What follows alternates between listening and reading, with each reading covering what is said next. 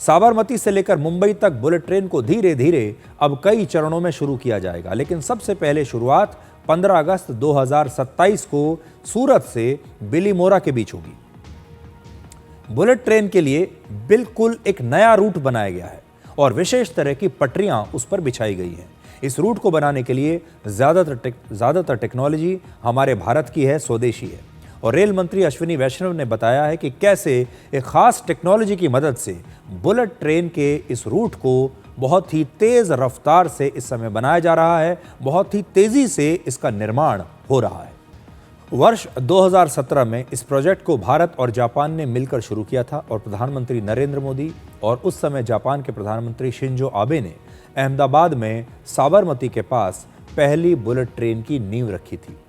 उस समय इस प्रोजेक्ट को लेकर कई सवाल हमारे देश में खड़े किए गए थे, लेकिन प्रधानमंत्री मोदी लगातार स्वयं इसके काम की समीक्षा करते रहे हैं और पिछले साल नवंबर में उन्होंने बुलेट ट्रेन स्टेशन का खुद भी दौरा किया था।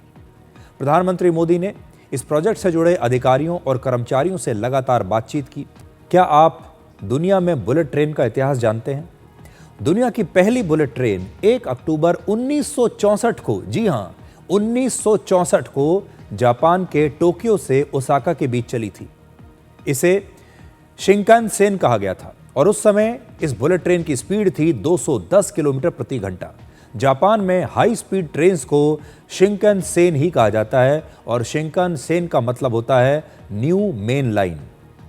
यूरोप की पहली हाई स्पीड ट्रेन वर्ष 1977 में इटली के रोम शहर में चली थी।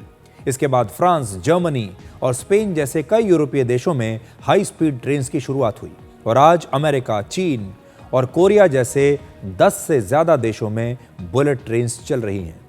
अफ्रीका के मोरक्को में भी वर्ष 2018 से हाई स्पीड ट्रेन्स चलने लगी और इस समय पूरी दुनिया में सबसे ज्यादा हाई स्पीड ट्रेन्स का नेटवर्क चीन के पास है और ये 50,000 किलोमीटर से भी ज्यादा का है। आज दुनिया की सबसे तेज बुलेट ट्रेन की स्पीड 574 किलोमीटर प्रति घंटा है, जो इस समय फ्रांस में चलती है।